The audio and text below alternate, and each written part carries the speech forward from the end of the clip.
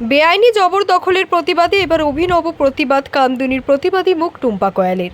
বেআইনি জবরদখল জমিতে বৃক্ষরোপণ করে প্রতিবাদ জানালেন টুম্পা কয়াল। আজ নিউটাউনের টেকনো সিটি থানার অন্তর্গত একটি জমিতে মিছিল করে এসে বৃক্ষরোপণ করে তারা। তাদের দাবি বেআইনিভাবে জমি জবরদখল করে নেওয়ার প্রতিবাদে এই বৃক্ষরোপণ করা হলো। এছাড়াও স্থানীয় তৃণমূল নেতা তার স্বামীকে প্রাণে মারার চেষ্টা করেছিল, সেই নিয়েও তারা প্রতিবাদ করেন। আর কি বললেন তারা দেখুন।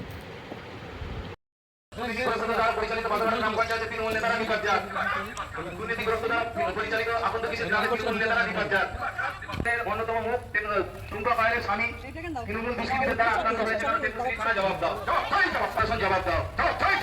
25 বছরের সরকারি গাছ কিভাবে কাটা হলো, টেকনোসিটি থানা জবাব দাও। রাতের অন্ধকারে নিউটাউনের দিকে দিকে মাটি চুরি হচ্ছে কেন, টেকনোসিটি থানা জবাব দাও। তাদের যে ধমকানি আর চামকানি, রাতের অন্ধকারে জলাজমি বুঝিয়ে সেখানে অট্টালিকা নির্মাণ এবং তারই প্রতিবাদ করতে গেলে মানুষরা কারোর জীবিকায় আঘাত করা, এই সমস্ত এই কাজের মাধ্যমে দিয়ে তারা তাদের রাজত্ব 6-24 আমাদের একজন কার্যকর্তা এখানে চক্রান্ত করে, কারণ এই অঞ্চলে যে সমস্ত দুর্নীতি চলছে সেই সমস্ত দুর্নীতির প্রতিবাদ করে সমস্ত মানুষকে আহ্বান করেছি, যারা এর প্রতিবাদ করতে চায় তারা আমাদের এই মিছিলে সামিল হবে। আমরা আশা করছি আপামর জনগণ যারা এর প্রতিবাদ করতে চায় করছে, তাই তার প্রতিবাদে আজকের আমাদের এই প্রতিবাদ কর্মসূচি।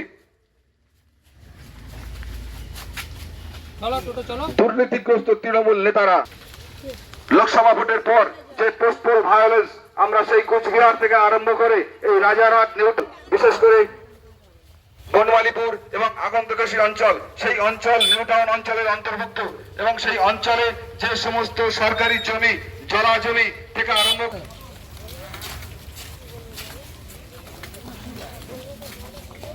সমাজ বিরোধীদের সমাজের বুকে বুক ফুলিয়ে ঘুরে বেড়াচ্ছে, দিকে দিকে গরিব মানুষের উপর অত্যাচার হচ্ছে কেন?